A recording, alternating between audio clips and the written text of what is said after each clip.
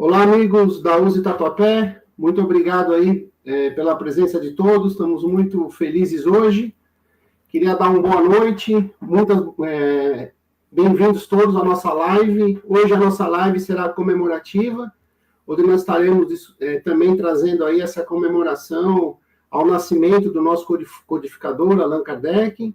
Muito feliz de estar com todos aqui nessa data aqui tão especial, apesar que a gente lembrando que foi dia 3 agora de outubro, mas o nosso codificador estaria fazendo agora 160 anos, tá bom? Só lembrando a todos aqui que a União das Sociedades Espíritas do Tatuapé, que nós chamamos aqui de USE Distrital Tatuapé, é um elo entre 13 casas espíritas da nossa região aqui do Tatuapé e arredores, Vila Formosa, da Zona Leste de São Paulo, tá? E a nossa meta sempre é trabalhar pela união, fortalecer a divulgação da doutrina espírita, apoiar os dirigentes, fomentar atividades doutrinárias e culturais, de forma que a gente possa sempre estar divulgando a nossa doutrina, como veio dos espíritos, através das obras fundamentais de Allan Kardec. E a nossa missão sempre é colaborar para que cada centro espírita possa cumprir com alegria e responsabilidade o seu papel dentro desse movimento espírita. E hoje aqui estamos muito felizes, estou aqui posso falar a família Milani, mas com a Andréa Laporte Milani e com o nosso amigo Marco Milani. Muito boa noite, Marco e Andréa. Boa noite, Norberto, boa noite a todos. Muita alegria também com a nossa participação aqui. Boa noite, Norberto. Eu que agradeço o convite, né? O gentil convite para a gente participar dessa comemoração tão importante. Tá bom. Então, só lembrando aqui, acho que todos já conhecem o casal aí de Olambra, né? Olambra é Campinas e arredores ali. O Marco é diretor de doutrina da USE estadual aqui de São Paulo. Também trabalha na USE Regional Campinas. Se eu não me engano, acho que você é presidente. Você não quis falar, mas acho que você é presidente da Regional Campinas. E também trabalha muito com pesquisa, com a assessoria de ciência aqui da USE estadual. E a dona Andréa Laporte Milani, né, que também a Andréa não podia deixar de ser assessora do Departamento de Doutrina da USE estadual, né, Andréa? Trabalha também no Centro SEAC, tá certo? De Campinas, e também na Semente de Luz, em Olambra. E também trabalha na assessoria da USE, aí da Regional Campinas, correto? Sim. Então, como a gente combinou hoje, a gente vai falar justamente sobre essa comemoração a Allan Kardec, e eu vou deixar você, Andréa, como sendo aí a nossa iniciante aí nessa discussão, e os amigos que estiverem ouvindo a gente online possam deixar os seus comentários aí dentro do YouTube, e aí eu vou estar fechando aqui o nosso microfone, Andréa, e o palco é seu, fique à vontade, tá bom? Muito obrigada, boa noite a todos, que alegria estar aqui e poder falar de uma pessoa tão especial e tão querida para todos nós, que realizou um trabalho tão importante, né? Homenagear Allan Kardec. A gente fica pensando assim no homem Allan Kardec. Então, hoje nós dividimos a nossa apresentação, eu vou falar mais desse lado humano da biografia de Allan Kardec, né?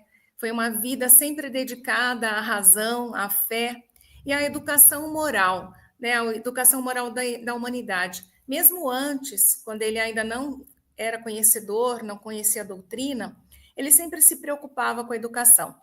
Mas Kardec nasceu em Lyon, na França. No nome de registro dele, alguns historiadores, né, e um amigo nosso também, ele fez uma pesquisa. Lá no registro de nascimento está escrito Denisard Hippolyte Léon Rivail, mas ele é conhecido como Hippolyte Léon Denisard Rivail. Trocou ali, são os mesmos nomes, ele trocou o nome composto, né? Então ele nasceu em 1804, ele tinha uma família ligada sempre à magistratura, à advocacia. Ele estudou na escola de Pestalozzi, na Suíça, e desde jovem ele começou a se destacar na ciência, na filosofia, na educação. Era um trabalho realmente de dedicação e de estudo. Ele casou com Amélie Baudet. O casamento durou alguns anos, foi o único casamento que ele teve, e ele foi trabalhando como educador. Então, 14 anos, quando ele tinha essa idade, ele já gostava de ensinar os seus colegas. Ele ensinava, ele criou métodos inovadores de ensino, ele defendia sempre uma educação acessível e racional. Ele, admirador da metodologia, do método de Pestalozzi, foi quando ele foi lá estudar e participar, né? Pestalozzi tem um trabalho muito importante dentro da educação e tem muita influência depois em todos os feitos de Kardec. Kardec, ele criou métodos pedagógicos inovadores que ajudaram bastante. Tem várias obras que ele lançou antes de estar na doutrina espírita. Ele participava de cursos de química, de física, de anatomia, de astronomia. Então, ele gostava dessa área da ciência. Dedicou toda a sua vida nessa formação, né? Tinha professores, a própria família, a Amélie sempre o ajudava. Antes dele estar adotando o pseudônimo de Allan Kardec, então ele ainda tinha algumas obras, ele sempre teve algumas obras que se destacaram. Quando a gente lê assim os títulos das obras dele, a gente começa já a entender que esse viés dele de pesquisador, de educador, né, de pedagogo, sempre foi muito forte. Então, ele tinha gramática francesa clássica, curso prático e teórico de aritmética segundo a metodologia de Pestalozzi. Então, ele foi tentando facilitar o que a gente observa. Kardec tinha a necessidade, né, o ímpeto de tentar ajudar e auxiliar as outras pessoas, com a facilidade da didática que ele colocava através da pedagogia. Todas as obras, a maioria delas, têm o mesmo propósito: tornar o saber acessível, claro e útil para o progresso humano. Ele tinha muitas preocupações, né? Kardec, ele nasceu numa família católica e ele viveu entre protestantes. Ele enfrentou muita intolerância religiosa e ele foi idealizando um desejo íntimo de entender uma reforma moral e espiritual da humanidade. É sempre bom citar a biografia. Eu utilizei, da nossa apresentação de hoje, eu utilizei algumas biografias de Allan Kardec, também o livro Obras Póstumas, que tem ali a história, né, uma biografia dele. O espiritismo, ele apareceu como um caminho aonde unificou todas essas ideologias, essas crenças, né, que Kardec tinha e foi aprendendo, e que para ele, de repente, aquilo não estava satisfazendo. Ele era um homem extremamente disciplinado, extremamente dedicado, de caráter íntegro, com uma profunda paixão pela educação e a ciência. Pragmático, racional, justo, íntegro, focado no trabalho.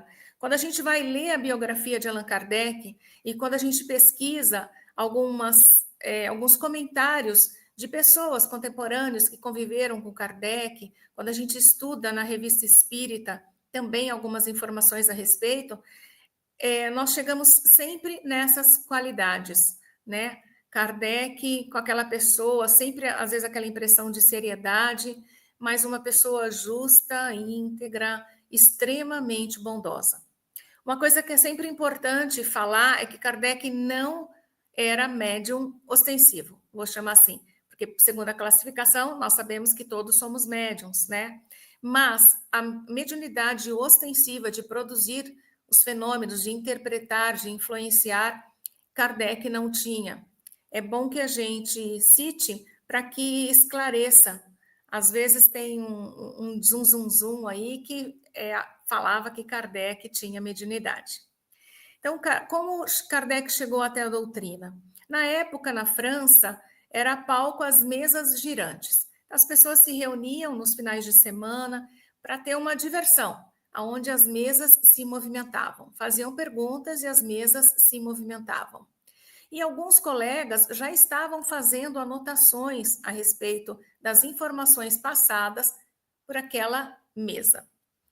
Um conhecido de Kardec o convidou para visitar aquilo e Kardec achou que era só uma brincadeira. Kardec não era uma pessoa de brincadeirinhas. Então ele não entendeu, achou que não poderia ser nada sério. Passou algum tempo e novamente Kardec foi convidado. Então ele decidiu entender como é que aquela mesa estava dando respostas. E o conhecido avisou que eram respostas inteligentes, né? Kardec ali começou a participar desse evento das mesas girantes e já tinha 50 cadernos escritos.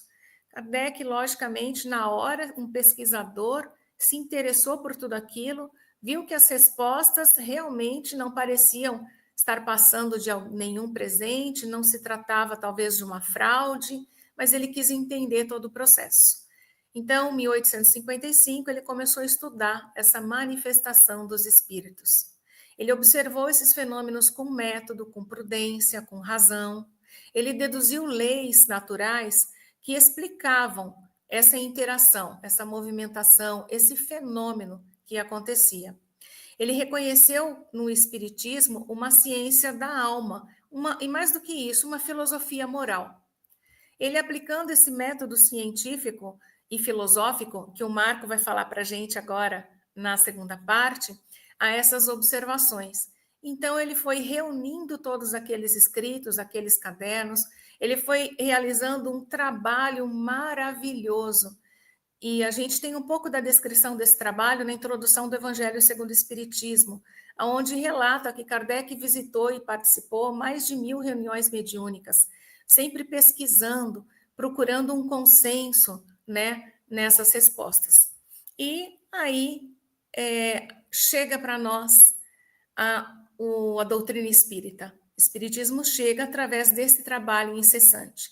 Kardec tinha, segundo os relatos e as pesquisas, ele não trabalhava sozinho, já tinha os escritos que ele compilou para estar selecionando, tinha a ajuda e parceria da esposa e de vários colegas. O Espiritismo, ele nasce num tempo de transformações, né?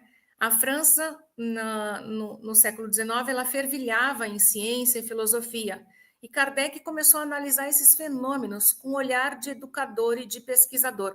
Isso fez toda a diferença, porque muitas vezes qualquer outra pessoa poderia estar olhando aquilo com ar de diversão, de brincadeira, né?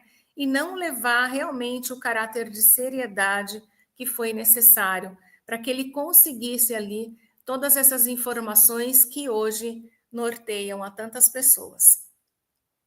O que mais? Nas obras aí, de repente, ele teve um encontro, né? Ele teve uma conversa e um espírito relatou sobre o nome Allan Kardec. Ele adota esse pseudônimo e começa ali as obras. É um caráter tão íntegro que ele já tinha fama como publicando os seus livros dentro da área da educação, mas ele não quis que aquilo influenciasse. Então, ele adota esse pseudônimo de Allan Kardec e aí começa seus estudos para as publicações tão importantes para nós. Kardec tem aproximadamente 30 publicações, e ele, nessas publicações, tem livros, livretos, textos, mas tem obras que a gente considera como obras fundamentais da doutrina espírita, que todos nós espíritas conhecemos. Pelo menos a gente espera que sim. Então, em 1857, ele lançou o Livro dos Espíritos, dá mais ou menos 2 anos após ele conhecer e começar a se interessar pela doutrina. Olha só que interessante o tempo, a dedicação que Kardec tinha para essas realizações. No Livro dos Espíritos, nós temos lá a base filosófica, e dali, cada parte desmembra-se depois em outros livros. O Livro dos Médiuns, 1861, a base experimental, né, sobre a mediunidade, as relações do homem com a espiritualidade, a comunicação dos espíritos, o Evangelho segundo o Espiritismo, que é a parte moral, o Céu e o Inferno, um livro que a gente gosta muito e que muitas pessoas têm dificuldade para ler, mas é um livro extremamente interessante. Às vezes, começar da primeira parte não é tão fácil, começa da segunda parte, onde tem relatos dos espíritos após o desencarne. Aquilo é riquíssimo. Depois a gente vai entender o céu e o inferno, né? Vai entender um pouco mais, começa a ler a primeira parte, que também é muito boa a leitura. Tem a Gênese. A Gênese é o livro que trata mais do aspecto científico, né? Ele fala da origem, ali ele fala sobre os fluidos que vão explicar para nós todos os fenômenos que nós conhecemos como fenômenos espíritas. Ele fala que os milagres não existem, então ele ajuda para trazer para nós uma fé raciocinada. São considerados os livros fundamentais da doutrina espírita, mas Kardec tem muitos livros extremamente importantes. O que é o Espiritismo também apresenta sempre os princípios básicos da doutrina, e Kardec ele tem diálogos, né? Eles ficam perguntando a respeito da doutrina, pessoas que nem apoiavam, e alguns muito menos gostavam do Espiritismo, mas fica um livro de perguntas e respostas. A Revista Espírita é uma coleção maravilhosa. Kardec fazia publicações mensais de artigos que ele recebia, de informações que ele tinha ao longo do período, e essas publicações foram rendendo um livro. Então, de 1858 a 1869, ele tem esses livros com as publicações de janeiro a dezembro. É um laboratório ali. A gente gosta muito de usar para ter a experiência da vivência que as pessoas estavam ali participando com essas informações da chegada da doutrina espírita. Tem outros, tem instruções práticas, tem catálogo racional das obras para se formar uma biblioteca espírita, tem Viagem Espírita de 1862, que além de estudar, pesquisar, fazer aquela pesquisa, coleta de informações com os espíritos, Kardec ainda viajava para alguns locais para entender como estava acontecendo, como estava se desenrolando, como era a doutrina espírita acontecendo nesses locais. E é uma experiência riquíssima. Ele, quando ele visita esses locais, ele faz algumas palestras, algumas apresentações de um conteúdo excelente. Então, a nossa recomendação, já aproveitando que estamos falando de livro, estudem Kardec, estudem a doutrina espírita. Tem um material riquíssimo que a gente ainda pouco conhece. E não é um material que a gente vai ler uma vez e, de repente, pronto, já conheço tudo. Não. Nós estamos amadurecendo a cada dia, a cada instante. Ainda bem que sim. E quando nós amadurecemos um pouquinho mais, a nossa capacidade de compreensão, a nossa capacidade de análise, o nosso entendimento em relação àquela teoria, apoiado junto com a vivência prática que nós temos no dia a dia, ela proporciona um aprendizado mais profundo. Então, é um estudo que deve ser feito constantemente. É um estudo que não dá para a gente estudar e se formar em doutrina espírita, não. Nós vamos nos aprimorando. E, segundo uma colega, ela sempre diz que nós estamos tirando a pontinha do véu apenas do conhecimento. Temos muitas coisas para compreender. Os próprios espíritos nas obras, eles relatam que nos falta um sentido para essa compreensão. Então, quanto mais nós nos alimentarmos com essas informações, mais fácil ficará para o nosso aprendizado e para o nosso aprimoramento. Os princípios fundamentais do Espiritismo, Kardec trouxe para nós, para a humanidade, informações extremamente importantes. Imortalidade da alma, reencarnação, comunicação com os espíritos, pluralidade dos mundos habitados, leis, né? Ele tem uma parte no livro dos espíritos extremamente importante das leis divinas e naturais. Lei do progresso, lei da sociedade, são princípios que revelam a continuidade da vida e principalmente da justiça divina. É um convite realmente à doutrina espírita para a reflexão do autoconhecimento e principalmente da responsabilidade nas nossas idealizações, nas nossas ações. Kardec conseguiu unir a fé e a razão. Extremamente racional, trouxe para nós informações, falando que a fé raciocinada é isso que é necessário, e ensinando, conciliando ali ciência, filosofia e moral, para que nós realmente conseguíssemos entender. Não existe o é porque é, existe a explicação do porquê é. E isso, para nós, é muito, muito importante.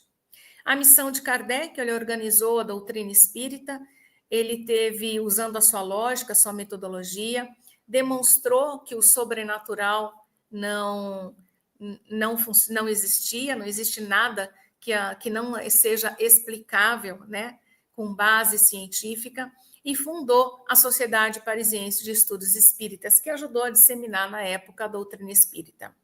Kardec desencarna em 1869, ele trabalhou bastante, ele teve um aneurisma, mas o que é importante, a sua obra ela permanece viva e ela conduz hoje, e acredito e espero que cada vez mais, milhões de consciências. E essas consciências elas estão olhando para si mesmas, aprendendo a trabalhar o autoconhecimento, a reflexão, para poder ser uma pessoa melhor e transformar o mundo que nós estamos, também esse espaço num ambiente melhor.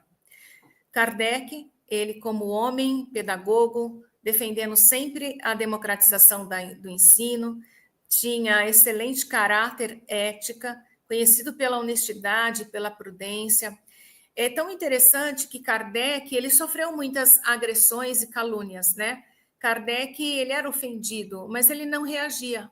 Ele demonstrava, ele preferia refutar com argumentos, com base na lógica e na razão, ao invés de bater boca e de discutir. Então, o fato de nós observarmos Kardec como homem, a sua conduta, já é um aprendizado para nós. Ele, obstinado e dedicado, incansável ao trabalho, persistente, com a sua persistência ele conseguiu organizar todas essas informações. Imaginem, acho que dava a impressão de ser um quebra-cabeça de informações, né? Vou buscar uma informação aqui, outra informação acolá, como é que eu vou reunir agora tudo isso? Às vezes a gente tem dificuldade para montar um curso, um estudo em cima das obras que já estão ali organizadas. Agora pensem, imaginem catar todas essas informações e idealizar essas obras, organizar essas obras. É um trabalho fenomenal. Kardec é um espírito que nós devemos agradecer muito. E às vezes parar de reclamar que aquilo está difícil, não tenho tempo para estudar ou não tenho tempo para fazer. Porque ele é um exemplo dessa dedicação que realmente faz a diferença. No seu desencarne, Camille Flammarion, ele faz algumas observações, tem um texto muito bonito, muito profundo, e ele diz uma coisa, Kardec era o bom senso encarnado. Isso é interessantíssimo, e para a gente ver também o reflexo da obra dele, essa característica. Flammarion diz que ele era um homem da ciência e da razão, que organizou o espiritismo como doutrina clara e lógica. E continua dizendo que ele inspirou gerações a buscar o verdadeiro e o bem. Organizador, observador e servidor da verdade, o seu exemplo inspira os que unem fé, razão e caridade. E Flammarion ainda faz a observação que a obra substitui o obreiro. Kardec é imortal pela luz que ele espalhou. Realmente, Flammarion discorre com palavras extremamente lindas e importantes a respeito de Allan Kardec, nessa homenagem que ele faz. Então, finalizando aqui a minha fala, que eu já tenho que passar para o Marco, para que nós tenhamos esse exemplo de Kardec como pessoa, também para nos auxiliar na nossa modificação e no nosso aprimoramento. Muito obrigada.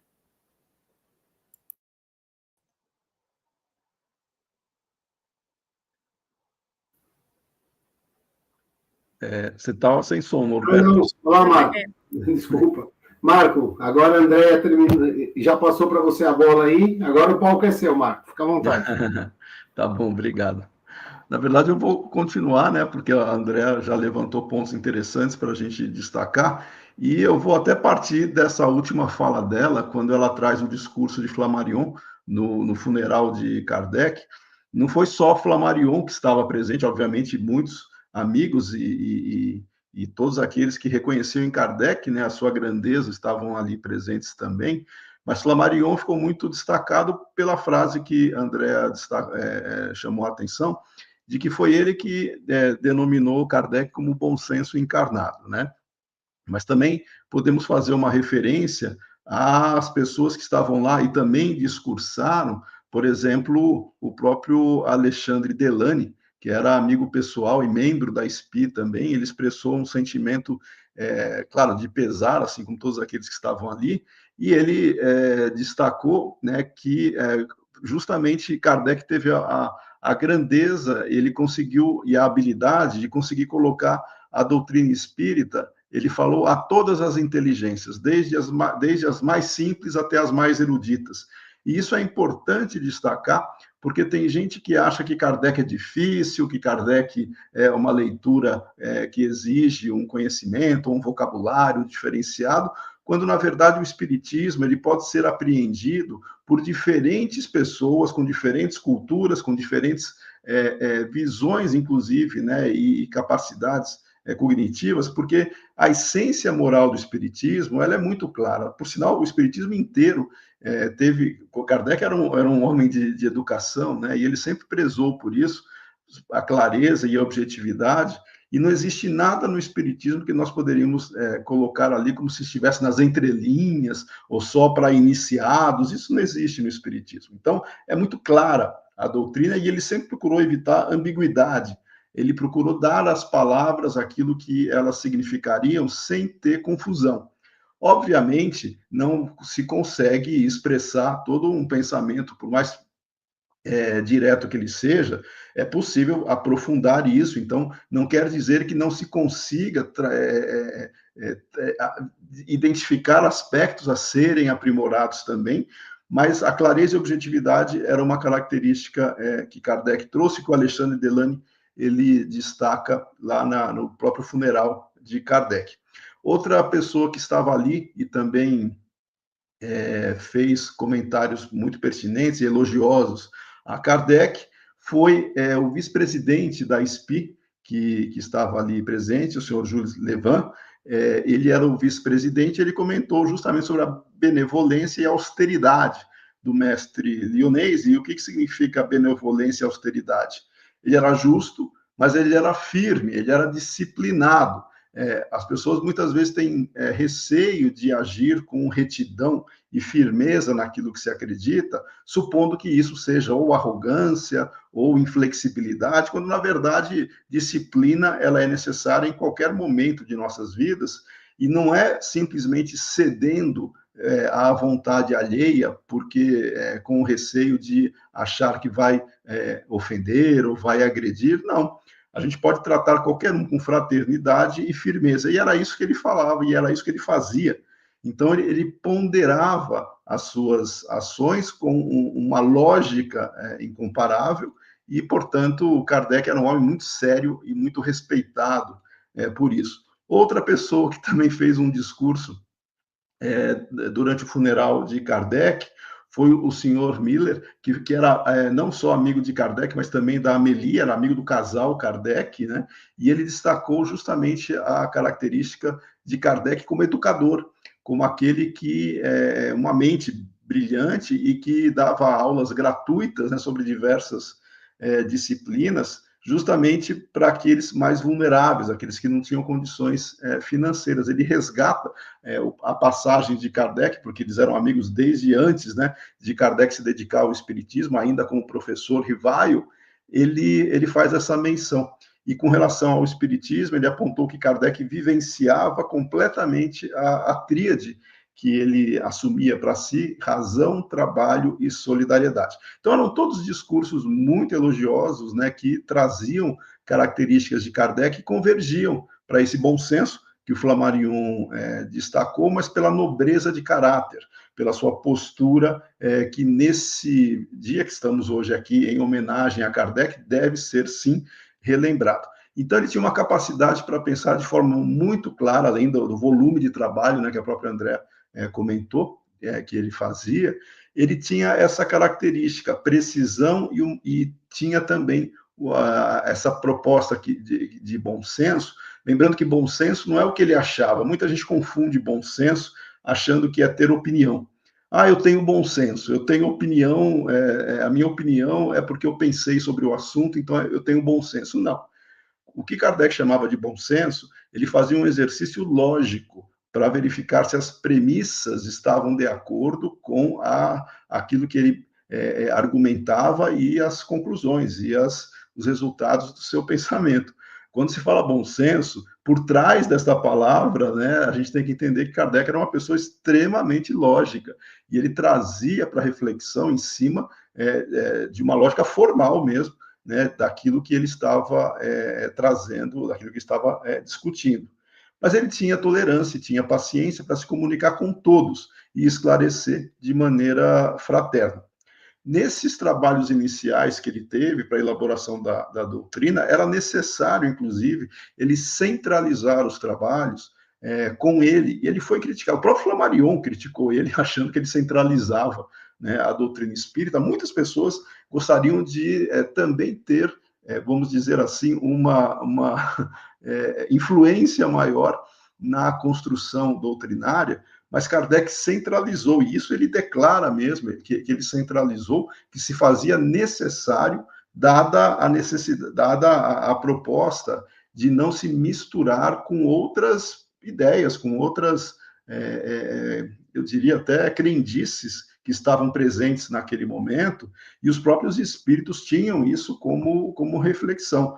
Mas Kardec, no final já da sua vida, né, já na Sociedade Parisiense de Estudos Espíritas, no próprio processo de renovação da direção da Sociedade Parisiense de Estudos Espíritas, ele mesmo não queria estar dirigindo a sociedade eternamente, né? Ele tinha que ter um rodízio, tinha que ter novas pessoas trabalhando, mas o período inicial de desenvolvimento da doutrina, que ele assumiu com responsabilidade e firmeza, e desagradou muita gente, ele foi necessário fazer isso, dada muitas vezes as crendices, né, que existiam, e para evitar sincretismo, inclusive, daquele momento. Ele declara isso, né, dentro das suas memórias.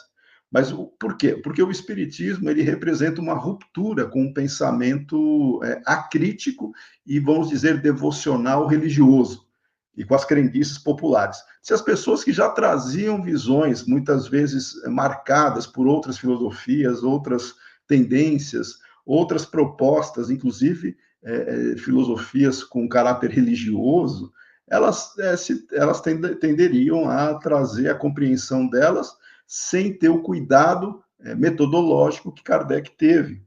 Por exemplo, eu vou citar um dos casos aqui, dos críticos de Kardec, que tentou dar uma nova visão para o ensino dos espíritos, Rustang, né? O Jean-Baptiste Rustang, a partir do momento que Kardec lança o Evangelho segundo o Espiritismo, ele fica muito incomodado, porque ele estava já buscando construir também uma proposta, mas veja que não seguia o método de Kardec, de validação da informação por diferentes fontes que convergiam para o mesmo ensinamento.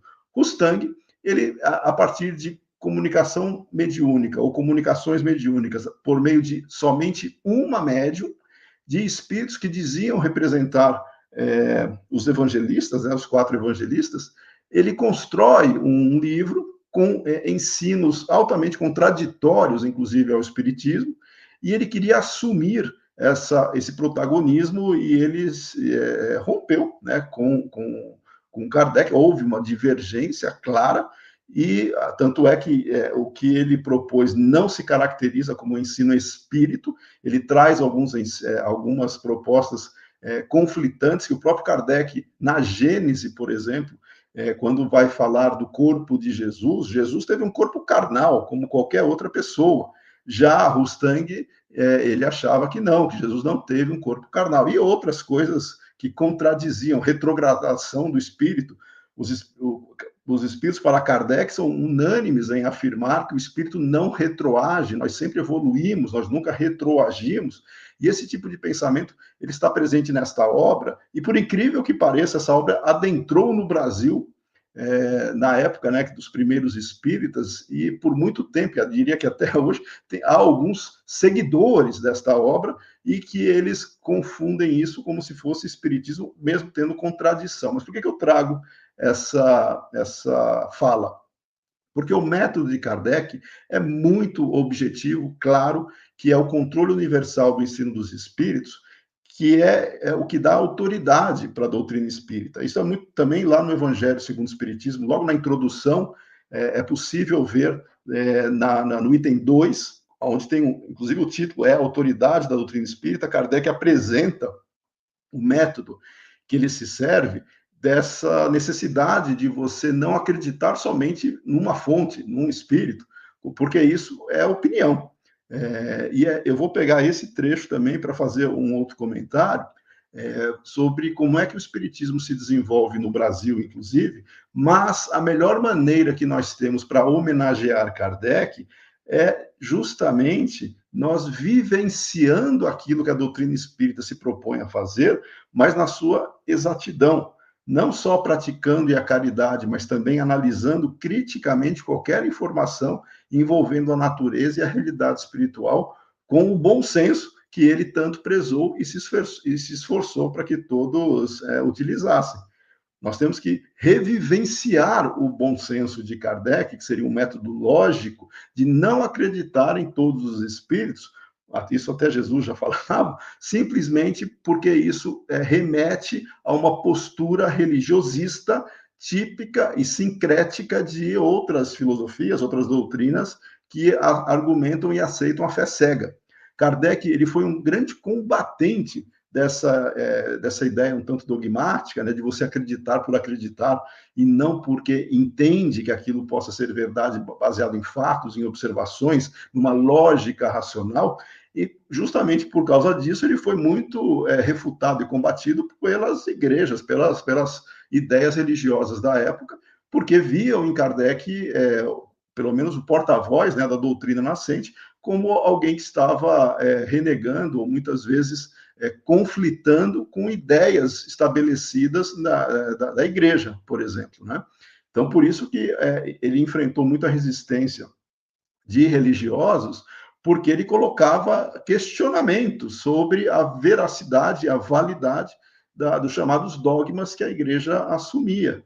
Apesar de ele ter a responsabilidade de não ficar desenvolvendo algo antagônico no sentido pessoal, ele colocava muito claramente as condições para se aceitar, no caso da vida de Jesus, o que poderia ser ou não conforme o ensino dos espíritos. Então, é o Evangelho segundo o Espiritismo, porque traz-se a essência moral, aquilo que não tem discussão, não está se trazendo algo que foi definido em concílio, né, ou que os homens tiveram divergências e assumiu-se esse ou aquela vertente. Não, ele pega a essência moral da mensagem, né, da boa nova cristã, e traz isso como uma proposta de conduta.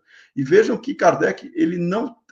muita gente também confunde, achando que o Evangelho segundo o Espiritismo inauguraria o chamado período religioso do Espiritismo. Falso. Kardec nunca chamou o Espiritismo de religião, no sentido tradicional, e pelo contrário, ele apresenta Jesus lá no Livro dos Espíritos, né? Quando se pergunta qual é o modelo e guia, né? Jesus é apresentado desde do Livro dos Espíritos, e as leis morais são ali apresentadas também, e o Evangelho segundo o Espiritismo são aplicações das leis morais, que é a parte terceira do Livro dos Espíritos.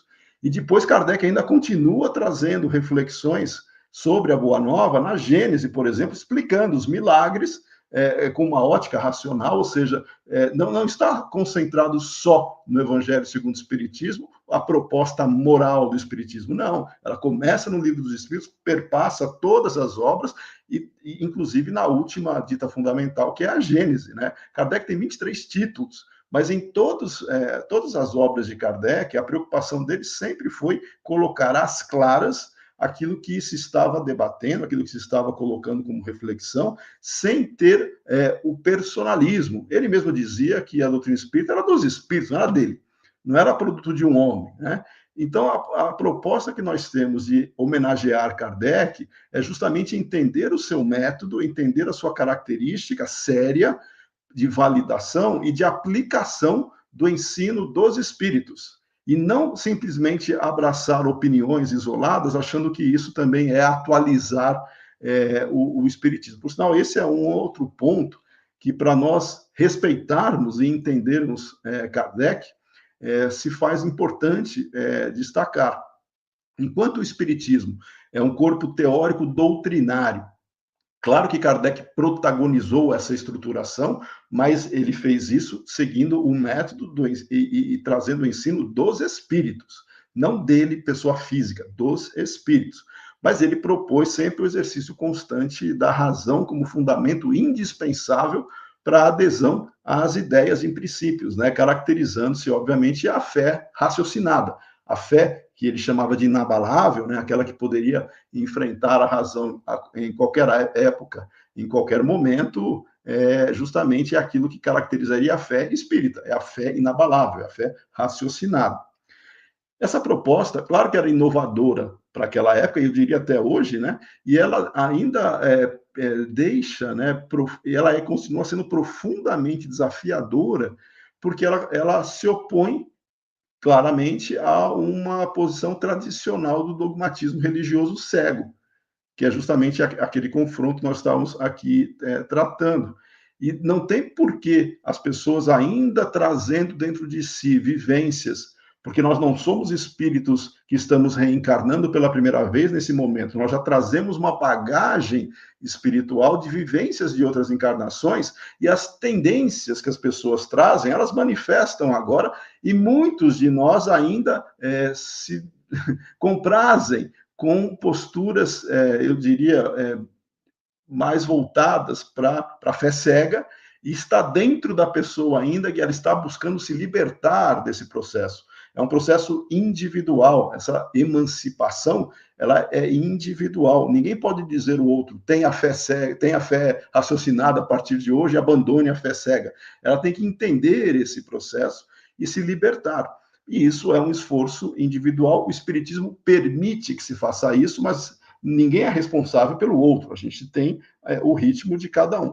Mas, paradoxalmente, muitos adeptos do Espiritismo ainda vivenciam esses comportamentos passivos que são dirigidos não pelo discernimento lógico ou pelo exame racional dos fatos, mas pela autoridade de líderes carismáticos e místicos, típico de igrejas tradicionais.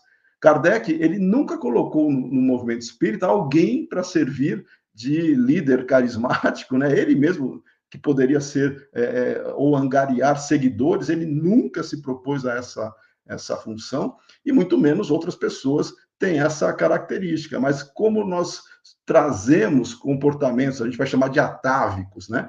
Onde é muito fácil, é muito cômodo você mirar alguém que você tem simpatia, que você tem empatia, e a partir daí se aproximar de líderes carismáticos e achar que tudo que a pessoa diz é verdade, ela sabe o que está dizendo, então eu vou seguir o que ela está falando, ela sabe o que está fazendo. Isso é um contrassenso ao método racional de Kardec.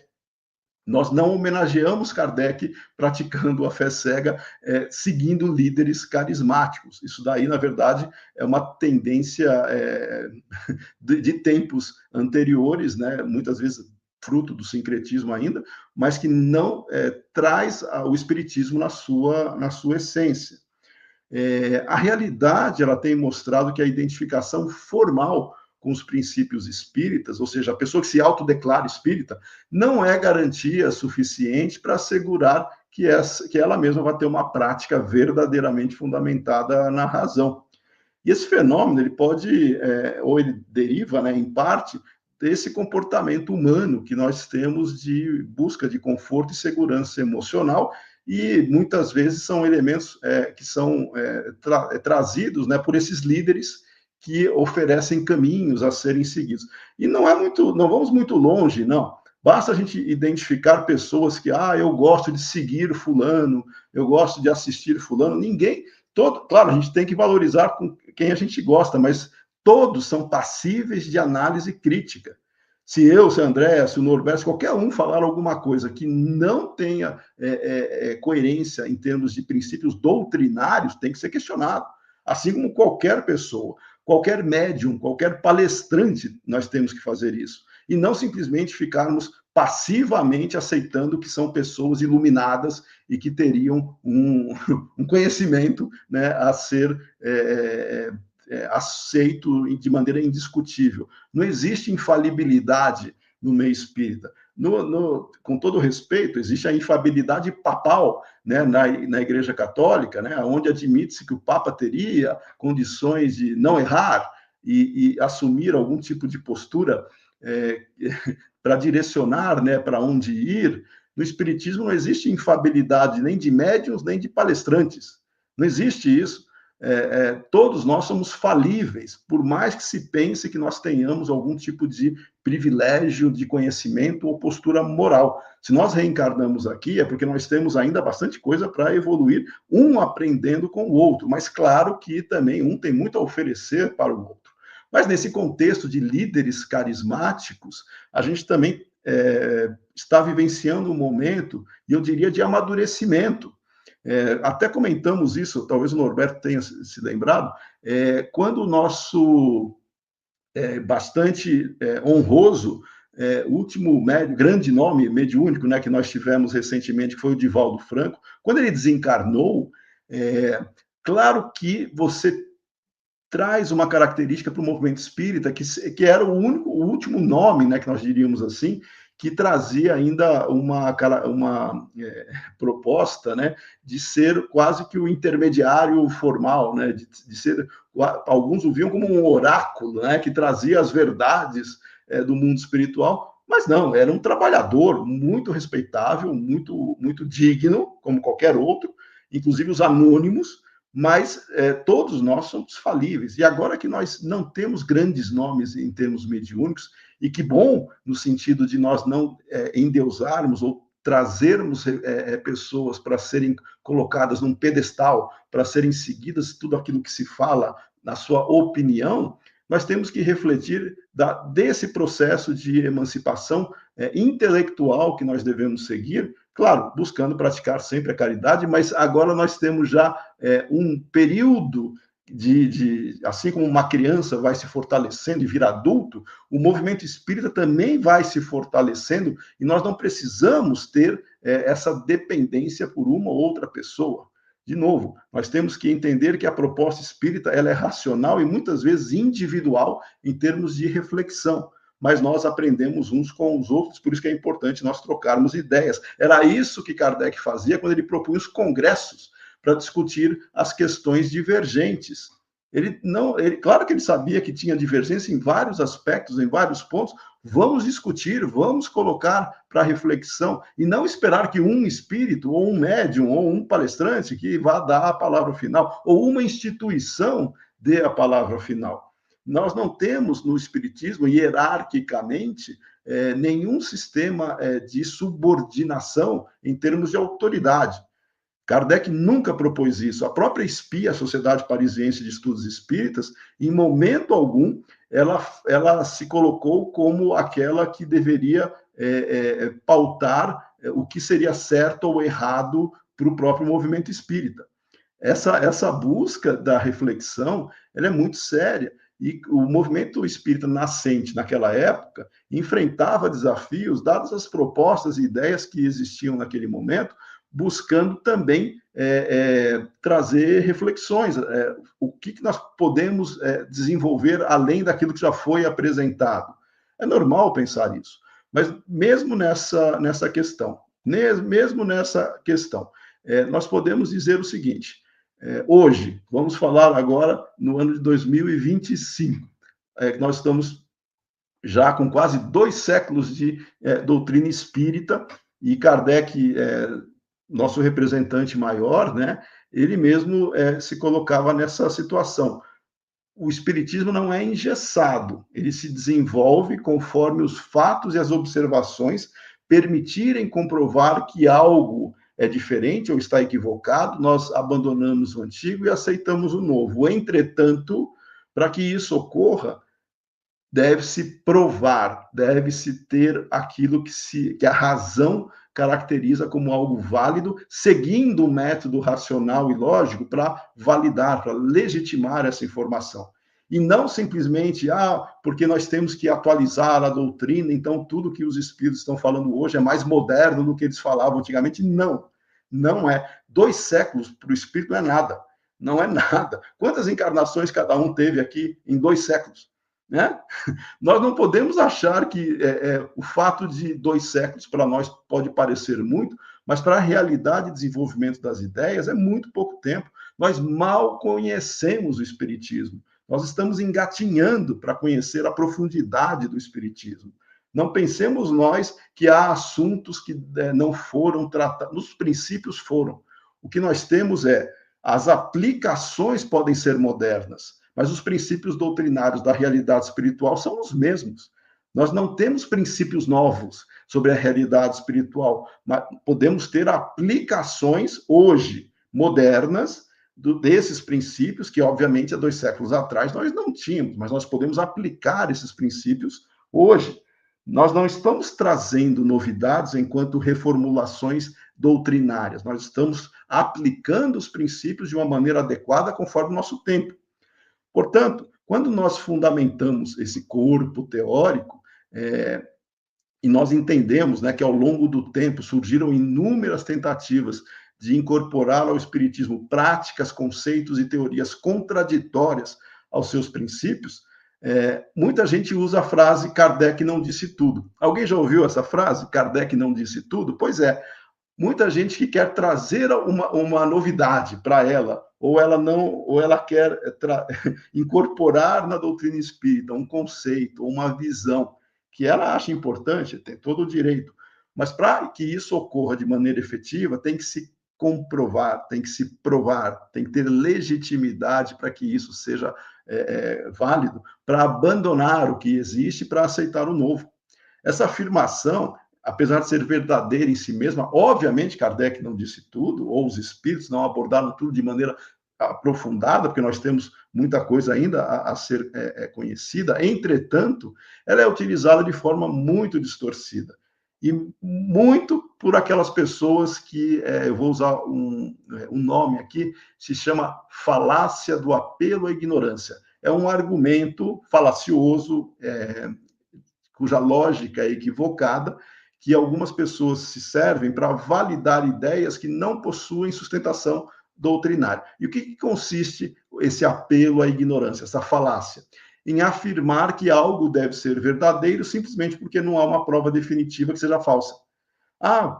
Isso não se comprova que é falso, mas é moderno, então a gente tem que trazer como algo verdadeiro e colocar na doutrina. Não, as pessoas carecem de método, carecem de conhecimento de lógica para validar aquilo que se está propondo. É ingênuo achar que porque Kardec não tratou de algo muito específico, então a gente pode trazer isso como parte integrante da doutrina. Não, não pode. Tem que se validar algo sob a ótica espiritual, porque a doutrina espírita trabalha questões da realidade do espírito e não da realidade da matéria por si só, que isso a ciência material trata. Nós não precisamos ficar aqui descobrindo o átomo, quando ele foi quebrado, né, a palavra, né, não o átomo filosófico, o átomo, a palavra que representava, né, dentro do microcosmo, quando se quebrou o átomo, né, ninguém acreditava que isso seria possível. Depois se quebrou e vai se aprofundando cada vez mais, em termos de matéria. Não quer dizer que nós vamos fazer isso achando que a ciência está trazendo algo espiritualmente novo. Ela está descobrindo a matéria, mas a realidade espiritual, os princípios espirituais, os espíritos já colocaram isso de uma maneira bastante lógica. Podemos desenvolver e até substituir, abandonar algo antigo por algo novo? Podemos, desde que isso seja comprovado. Esse método, que eu vou chamar de epistêmico, né, que foi adotado por Kardec, ele possui critérios, obviamente, sólidos, porque senão nós aceitaríamos qualquer coisa e pronto, isso se justificaria porque Kardec não disse, ou porque não estava explícito nas obras de Kardec. Qualquer inovação ou ampliação do conhecimento espírita tem que ser submetido a esse crivo. não simplesmente porque alguém diz Kardec não disse tudo. Se alguém vier com esse argumento de Kardec não disse tudo, podem se preparar que ele vai apresentar uma ideia, e geralmente é uma ideia muito ultrapassada até, mas ele acha que é nova, né? E geralmente com sinais de crendice ou de coisas estapafúrdias, que não tem como comprovar isso, nem científica e nem espiritualmente. Então, o conhecimento espírita progressivo? Ele é progressivo. Mas esse progresso, ele não vai ocorrer de maneira arbitrária, e muito menos pela inserção de ideias antagônicas sobre os seus fundamentos. Então, essa alegação de avanço, né, pode ocorrer, desde que fundamentado. Não é o nosso tema aqui, mas só para deixar muito claro, algumas práticas que são introduzidas na casa espírita, sob a alegação de algo moderno, não têm sustentação doutrinária e não devem entrar na casa espírita simplesmente porque alguém acha interessante, porque alguém acha que isso está se atualizando a doutrina.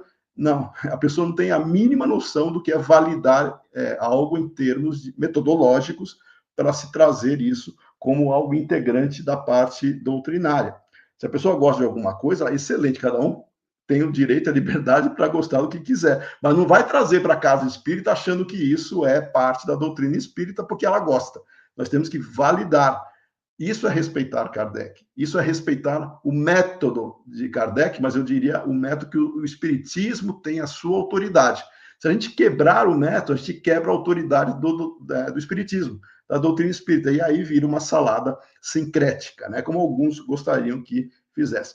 Várias deturpações estão por aí, simplesmente porque as pessoas não têm nenhum tipo de aproximação ou familiaridade com os aspectos metodológicos que Kardec teve.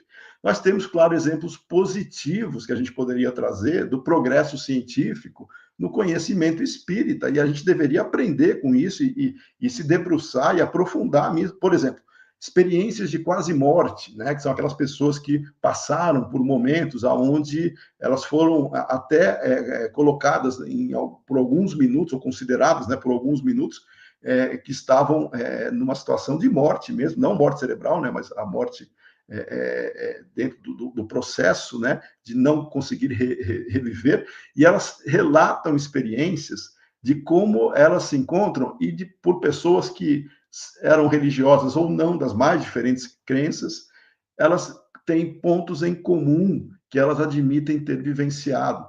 Ou seja, nós temos pessoas na área científica estudando experiências de quase morte, e isso, para o espiritismo, é muito interessante, para a gente se deparar com justamente essa vivência e trazer o conhecimento espírita também para entender aquilo que está sendo dito e para ter uma visão mais ampla desse processo. Ou investigação de lembranças de vidas passadas, que muita gente na área da ciência também investiga. Posso citar aqui, por exemplo, o Ian Stevenson, que já desencarnou, mas ele foi um dos pioneiros que trouxe para o mundo da ciência essas investigações de relatos de vidas passadas. São temas de interesse para o espiritismo e que vão ajudar o espiritismo também a refletir conforme os seus princípios, mas trazendo o conhecimento da realidade espiritual e também dialogando com os espíritos, porque nós temos, sim, que evocar. Esse negócio de que é proibido evocar,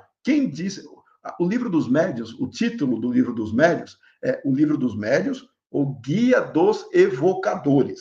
Claro que para você fazer uma reunião séria, instrutiva, você tem que ter pessoas sérias no ambiente muito específico, para não acontecer o que aconteceu na época de Moisés, que ele teve que proibir a comunicação com os mortos, dada a falta de seriedade ali e os objetivos que estavam sendo feitos naquela época. Ou seja, nós temos que continuar a interagir com os espíritos de maneira instrutiva. Esse é um outro ponto a refletir sobre os avanços que nós, do movimento espírita, deveríamos ter, mas sem a preocupação de trazer receitas prontas. Nós temos que entender o que nós já temos para, a partir daí, nós nos desenvolvermos. Então, esse dinamismo espírita, ele exige responsabilidade e coerência metodológica. A ciência espírita, ela não pode ser guiada por suposições arbitrárias ou por argumentos falaciosos que se apoiam na ausência de menção direta a certos temas para justificá-lo. Então, não disse, então eu posso trazer. Não é assim. O compromisso que nós temos com a lógica e com o método de Kardec, ele deve prevalecer. E nós temos que evitar que a doutrina seja corrompida por práticas e conceitos que não fazem nenhum tipo de relação direta, não fazem parte da sua essência. O fato de Kardec não ter dito tudo não significa que nós vamos aceitar qualquer coisa em nome do Espiritismo. Norberto, eu vou fazer a minha fala aqui, eu falei acho que meia hora, né, que é o tempo que a Andrea também falou, e agora, eu acho que foi suficiente para a gente trazer uma reflexão e uma homenagem, né, ao método de Kardec, mas eu fico à disposição também para nós trabalharmos aí essas questões. Legal. Marco, veio aqui para nós justamente, as pessoas mandaram aqui para mim no WhatsApp, justamente isso que você acabou de responder. Não sei se você tinha lido quando eu coloquei, perguntaram justamente assim. Então, eu vou deixar para a Andrea responder isso e já fazer também a parte final dela. Eles perguntaram aqui, Andrea e Marco, né? A pergunta veio assim, Andrea e Marco, e o Marco acabou já colocando a dele aqui, Andrea. Então, seu ponto de vista. Se Kardec teve tempo de escrever tudo, seria necessário mais explicações sobre o mundo espiritual? O Marco já deu o ponto de vista dele. Qual o seu, Andréia? Olha, Norberto, a gente tem que olhar alguns fatos para pensar sobre isso, né?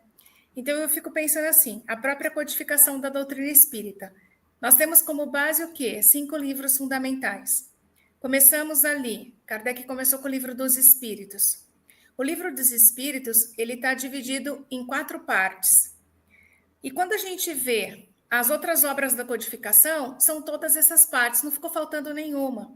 Não sei se vocês vão conseguir entender a minha linha de raciocínio para isso. Por exemplo, no livro dos Espíritos, a primeira parte, ela foi depois melhor desenvolvida na Gênese. A segunda parte do livro dos Espíritos foi desenvolvida no livro dos Médiuns. A terceira parte das leis morais no Evangelho segundo o Espiritismo. A quarta parte das esperanças e consolações no livro Céu e Inferno. Pronto, fechamos ali a codificação. Eu fico pensando que, se de repente tivéssemos essas 4 partes no livro dos Espíritos e não tivéssemos, por exemplo, a última publicação dele, a Gênese, eu ia pensar assim, nossa, ele desenvolveu melhor 3 partes do livro, mas faltou desenvolvimento de uma, então eu ia ter uma sensação de faltou alguma coisa. O que eu entendo, pela minha interpretação, quando os espíritos dizem que as informações estão ali, mas muitas vezes nós não estamos prontos para ter o restante, eu não consigo entender que faltou algo da parte dos espíritos ou de Kardec, mas que falta ainda aquele sentido em nós. Então, eu acredito que isso seja esse progresso do nosso entendimento, o aprimoramento do nosso entendimento. Então, eu não consigo entender não consigo entender esses lugares que as pessoas identificam como falha, ou que faltou informação, e tem a necessidade de tentar complementar como algo necessário. Então, essa é a minha interpretação. Para mim, eu fico pensando que satisfaz demais todas as informações que tem. Nós não conseguimos nem compreender aquilo que já está ali, que Kardec já trouxe para nós. Ainda mais a gente quer ainda inventar coisas além, como se aquilo não fosse suficiente. Talvez a falta de compreensão do que nós temos faça com que a gente imagine que está faltando algo. São coisas para a gente se pensar. Você pediu já para eu falar e para já me despedir, ou você vai colocar mais perguntas? Não, eu queria agradecer a vocês. Marco, se você quiser dar seus últimos 30 segundos ali, depois a Andréia.